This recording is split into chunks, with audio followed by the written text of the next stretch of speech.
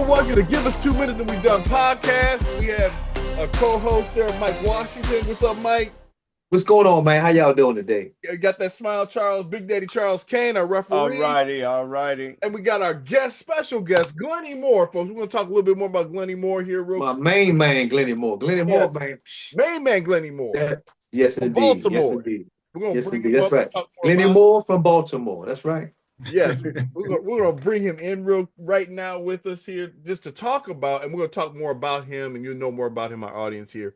But, what did you see very interestingly this week? Because, like, right now, the Detroit Lions are getting the behinds kicked by the 49ers. I'm not too happy about that. I was worried about the coaching of the Lions dealing with teams, all things equal. Well, y'all really don't need the game tonight, but I would like to see y'all win it, because if y'all win tonight, y'all get the first seed. Is that correct? That's right.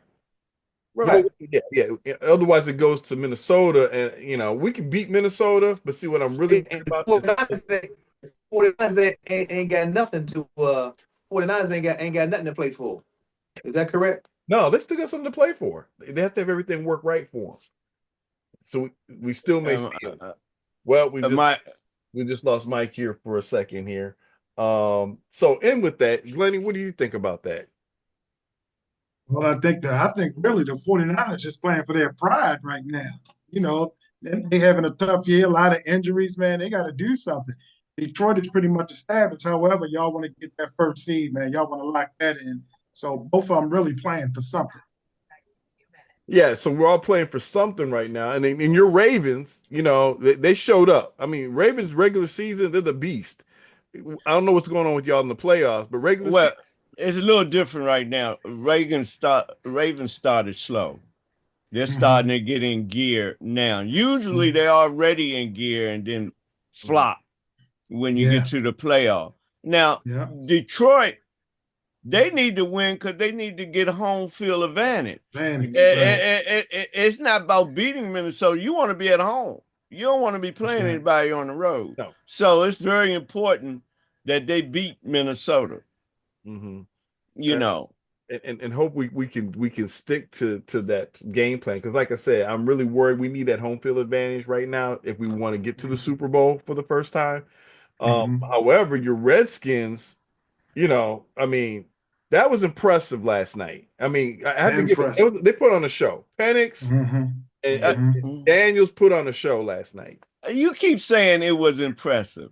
How many games have Daniels showed that it was impressive in the fourth quarter? He showed Cousins what he should have been doing when he was here. Because in the fourth quarter, we could not depend on Cousins.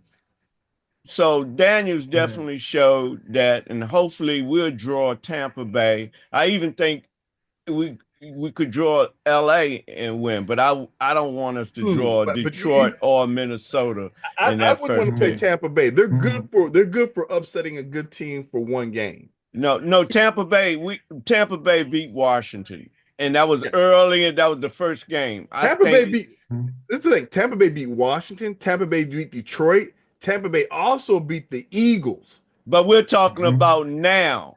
We're talking about now where Washington is. Tampa Bay, because Tampa Bay can beat anybody.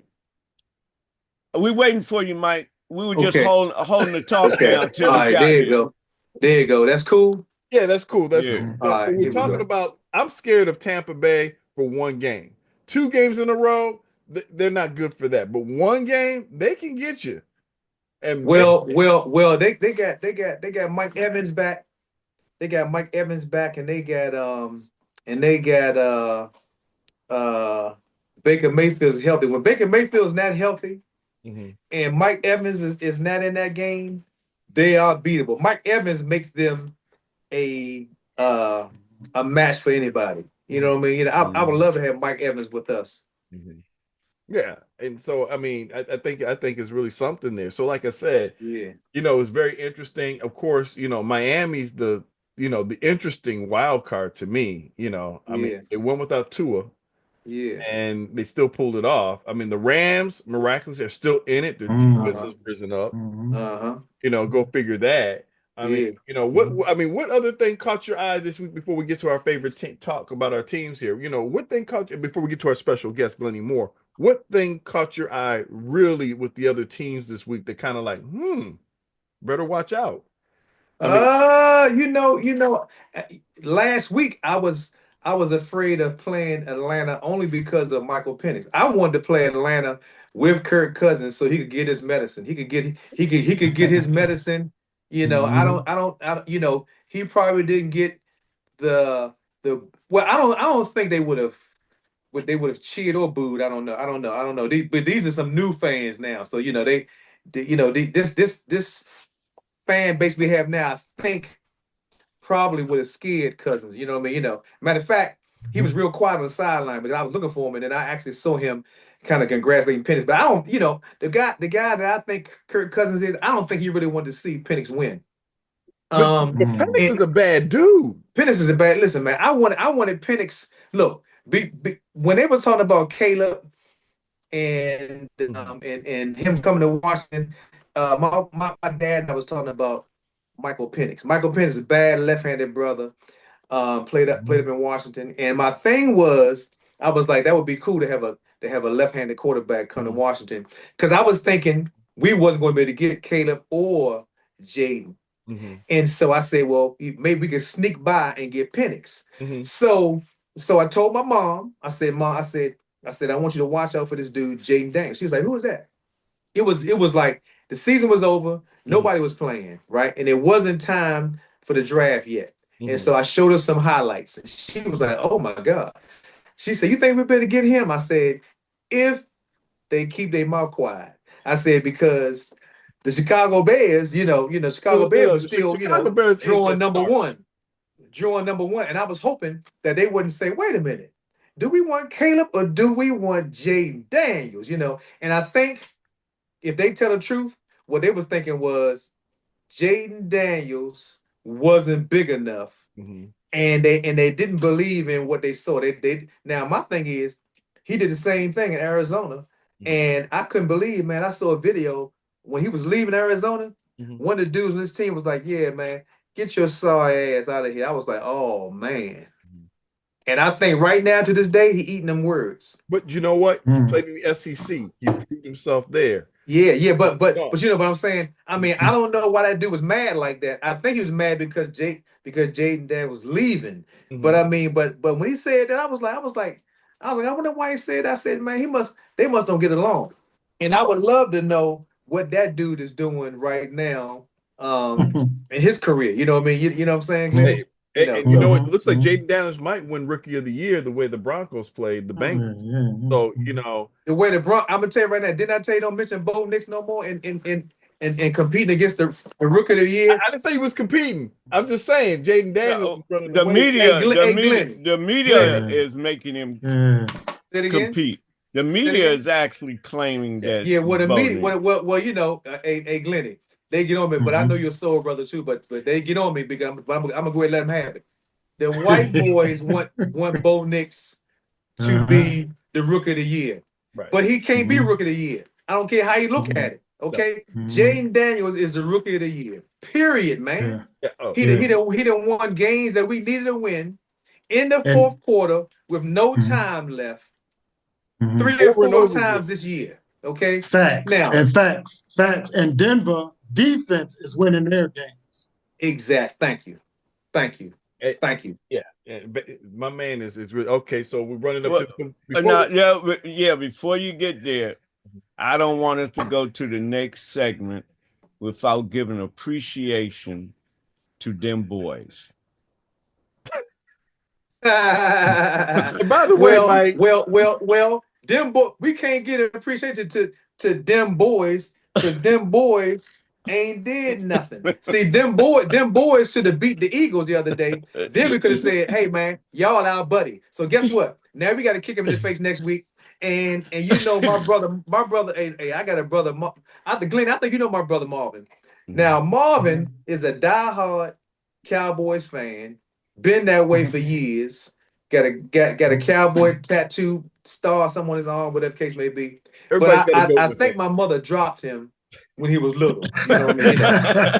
Did you take him to the game to watch Jaden Downs how a real quarterback plays? Did you take him was that the bus you took last night? Or was that hey, look. He tries to get sympathy from us because he'll tell us how good our team looks. And my brother Jeff is cold-hearted. Jeff don't care. Jeff is like this. Anybody ask you to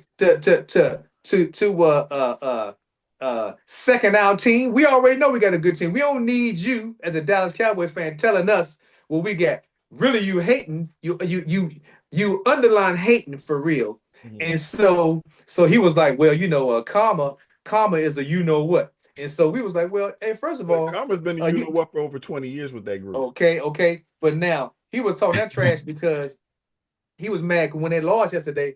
Basically my brother was laughing at him. And so he said, okay, now. So what he was saying was, y'all got to play tonight. I was like, Slim, if you think we scared about what we talking about right now, and that might do something to it later on that night, it shows you, man. But this is the thing. We're getting down to it here.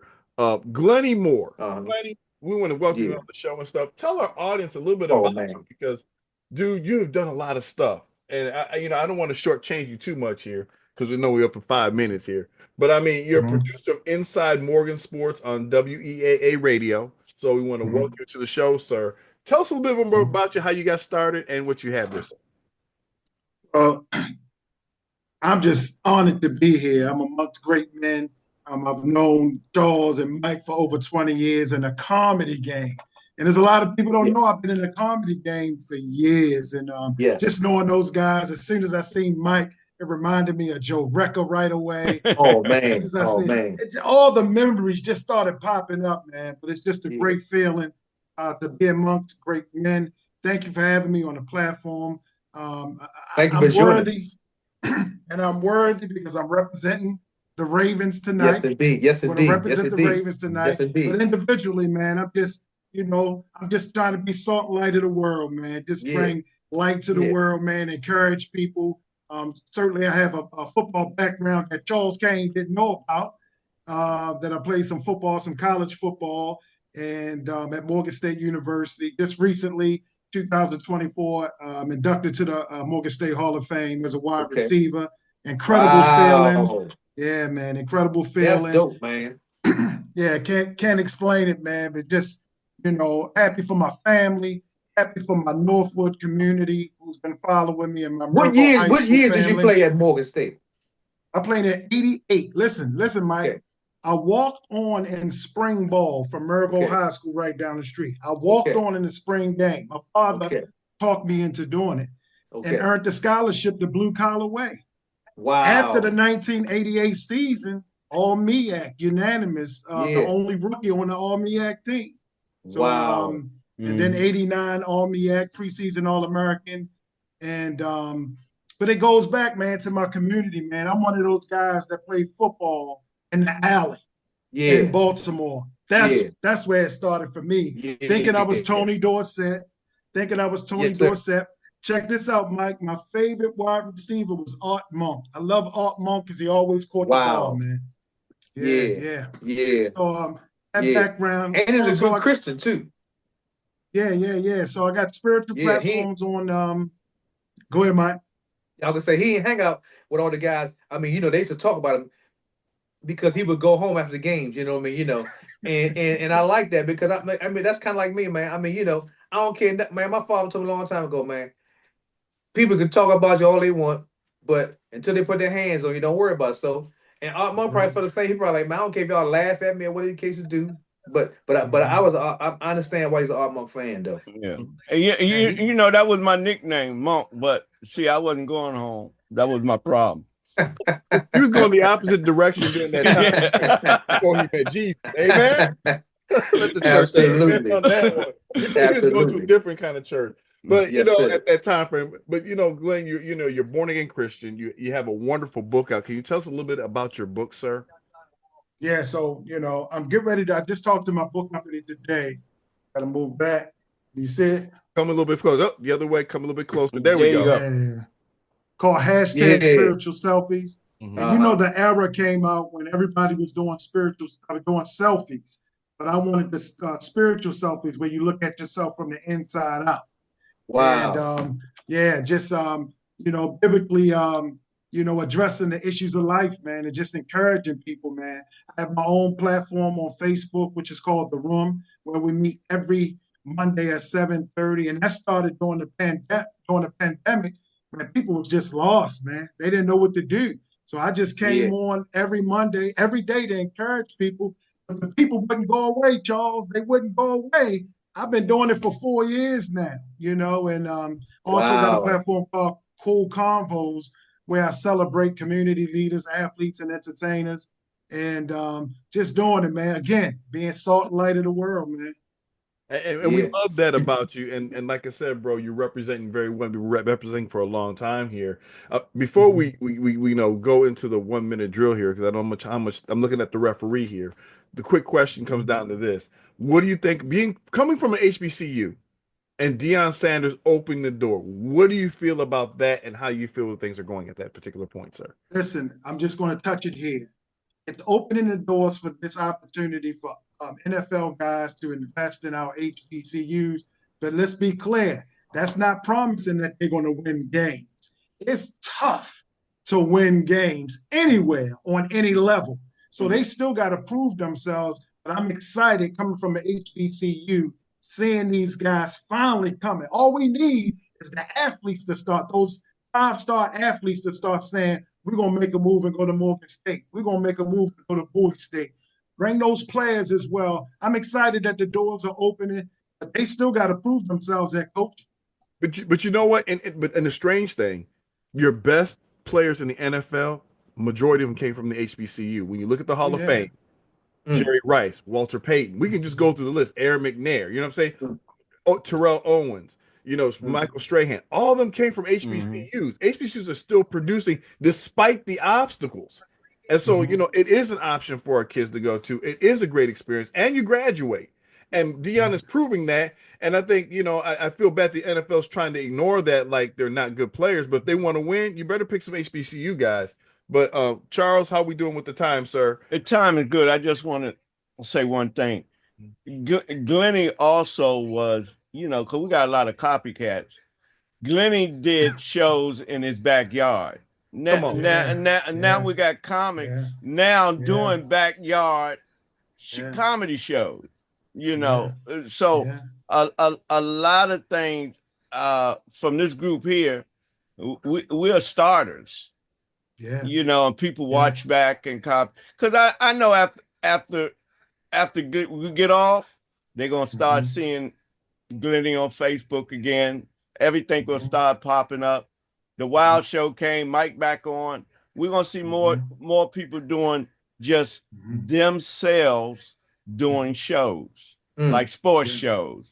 They just want somebody else to go out there and test it for them. Right. As far as that. So we're good on a 2-minute drill. Todd, you can go first. I got one last question for Glenn, and that is, did he say did you say you had another program with the word cool in it?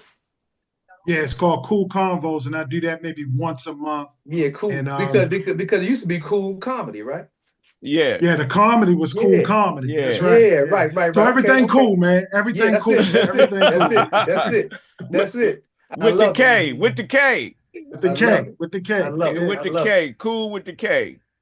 Yeah, so I guess I got the 1 minute here, probably not more 30 seconds. But my biggest fear about the Lions not getting that number 1 seed is very important. It gives us a chance to get to the Super Bowl with all the injuries that we have and stuff. I'm also concerned that we play better at home and the coaching is a little bit better at home. Our coach is getting better, but I don't know if he's on the league with the Shanahans, all things being equal, that he can just make the right moves at the right time and not let his ego take place. I see an improvement in him. I think he's getting better. I think we have a good team and stuff like that. I think the talent is there. It's kind of like the Eagles. We have way better coach than they got. But I'm just saying that there's just seems more improvement, and those I'm just kind of concerned we're going to be losing our coordinators after this year. What are we going to look like after that? The coach needs to just really start getting more of his hand on all the other stuff too for his next opportunity. Okay, Mike, you're up next, sir. Okay, well.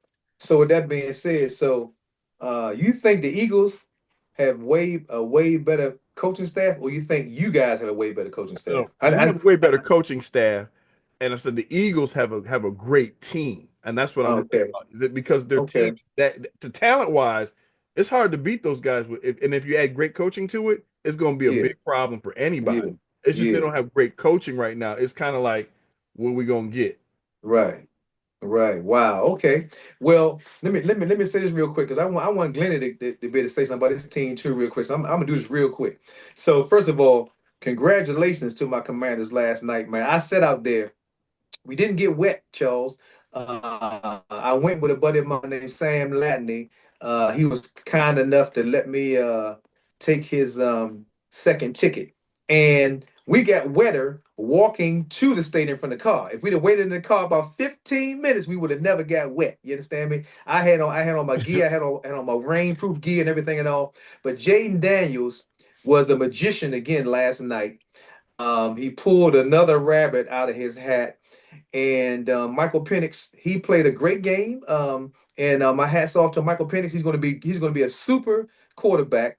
It's amazing how they went from a 1 o'clock game to a 4 o'clock game to a primetime game, thinking that it would be the game it would be. Now, and also they never mentioned African American. They just said two first round draft rookie quarterbacks in the game. You know what I mean? But hey, I'm gonna put on the tag they were black also. So I'm glad to see the Commanders in the spot they're in. They're going to be the 6th seed now. I don't care who we play. I don't care if we play the Rams because Jaden is from California. He'll show off inside that dome and probably put up 45 points. I don't care if we play the Eagles. The Eagles don't want to see us again this year. I'm telling you right now, man, because their quarterback could just be coming back off the injured list. I'm telling you, and I don't care about who we play because nobody wants to see the Commanders right now in the playoffs. I'm gonna turn it over to my man Glenny because that is my second team. I told you I like the Lions, but my mother loves the Ravens as her second team, and so I love my mother. So I'm a Lamar Jackson fan also, and my son-in-law is a big Ravens fan. So take it away, Glenny. Listen, Baltimore Ravens, we are built for this time of year. I think the addition of Henry is going to take us over the hump. Todd, I heard you the whole show talking about once we get to the playoffs, when now we got that guy named Henry that's going to take us through the playoffs. I want to be clear that I'm not listening to that Josh Allen stuff. Okay. Right now, we have the MVP. Bottom line. Daniels, I got to give him props because he's playing like an MVP. He's carrying that Commanders team literally on his back. Yeah. I don't want to disrespect somebody like the Cowboys on this thing right here, right? No, I'm concerned about the Cowboys. No, there are no Cowboy fans on here. No. All right. So we got Detroit. Detroit. I'm not scared of Detroit at all. I think you guys are going to do well, but you're not going to make it to the championship. Baltimore will be there. We just got a complete team from the special teams to defense to offense, and we're a winter ball playing team. We built for the winter, and we're going to roll right through the playoffs. I'm excited, and I just love football, man. And we get to experience these young quarterbacks up and coming now, man. And we can say we saw the first in Cunningham, Doug Williams. And now look what we see in the NFL now. It's just a beautiful thing, man. Exactly. Baltimore Ravens, Super Bowl. Let's go. Okay, my man. Well, did we get any fouls today, Charles? No, it wasn't a foul. No fouls today. The only thing that was really foul is, again, go back to what Mike said about the media. They sugarcoat everything. They didn't say that Penix was the second. He was the runner-up for the Heisman Trophy. Yeah. So you have 1 and 2 Heisman Trophy. Yeah. They're not talking about black quarterback. You got the boy in Chicago that went number 1. Listen, we got to get Charles. I'm with you. We got to get all we can get in this 2024 year because 2025 gonna be the year of the white man. When Trump get in the office, I'm telling you right. Okay, now watch this. All right, I'm telling you right there. We have I'm our telling you Black right History now. moment by Brothers Mike got Washington. to do, huh? Nothing. We got our Black History moment by Mike Washington. Yes, indeed, man. Brothers, we got to stay together. I'm telling you right now. I'm telling you, man. And you got to give it credit. You got to give the boy Bryce Young down in Carolina. They're starting to let him play. So you got to give it credit. Indeed. Again, C.J. Stroud, Jordan Love. Mm-hmm. Yeah, I mean, and this is where we're at. So, hopefully the NFL starts being more concerned about winning than color and how you win. Well, they are doing it, but they're switching it now because the white boys say if I can't be a quarterback, I better go to tight end because all the tight ends are getting famous. The white owns but they're balling. End. But Charles, they're balling. But that's what I'm saying. I'm not saying they're not. Who's balling? Who's balling? Earth last night balled. I'm at Todd. Yeah, Earth was balling last night. Remember, he caught that touchdown with the fingertips. I'm agreeing. I'm agreeing. If you're going to say it, the tight ends are the majority. The quarterbacks are the minority. They find a way to keep themselves in it. Now you got to be a smart tight end. Now you can't be just a tight end. And you know what? I hope it gets like the NBA where because the NBA was like that for a while until they said let's just get the best players. And then Todd, your quarterback, man. No one's talking about this guy, and he's having an excellent year, man. Yeah, nobody's talking about it. And Jared, but the thing about Jared Goff still has the same flaws that he had when he played for the 40. When he was back in the day when he was playing for the Los Angeles Rams, and that's really what the 49ers coach was talking about tonight. Was great player, very good in his system. But you take him out of that system, he's going there. I thought I wasn't going to. So how y'all doing right now? How y'all doing right now, Todd? Look, no, it's 13-21. We losing. Hey, Mike, I thought I didn't have to throw the flag. But Todd, to have a team in first place, been playing great. He talks scared all the time. Jared Goff. Stop talking scared. First of all, I'm a Lions fan. We have never been here before, bro. That don't mean you have to talk scared. No. The bottom always drops out of the Lions fans. We just every year about 4. We about ready to go down. Now, y'all was there last year. Yeah, we should have won last year, and the bottom dropped out. Yeah. But we won't go there. Yeah, don't go there. Don't go there. But say, look, you're a believer, right? Yeah. Just say it. We always say what Mike say. He ain't worried about Philly. He ain't worried about LA Rams. Our defense is wrecked. Unless we get a miracle getting some more people on our defense, we in trouble. And it's obvious because we're playing the 49ers tonight. They really haven't been good. We're kind of holding our own, but this is a microcosm of the kind of stuff that we run into. Well, remember now, it's 4 quarters in the game. Now, this one I'm gonna tell you on my last note. I'm gonna tell you this. I hope y'all do win because I like to see y'all as the first seed. Now, the first seed gets a lot, baby. Y'all get all the home. Y'all get every game to be home.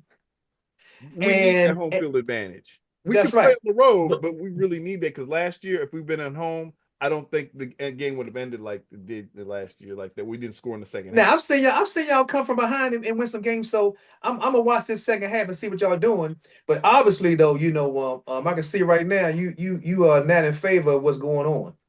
All I can say is we'll see what happens. There's a lot of time left. Detroit is capable of doing it. They have shown it and stuff. It's just we play in spurts. That kind of gets me nervous. It's kind of like my Ravens fans, they get a little nervous, when John Harbaugh gets a little tight there. They roll over teams, but then you get that one team like, you can beat anybody. But it's just sometimes you can beat by anybody too. Anyway, we're going to thank you for coming on here, Glenny Moore. We'll have you on again there. Mike Washington, Charles Kane. Till next time, give us 2 minutes. We done podcast. See you out. Represent. The man is all day, baby.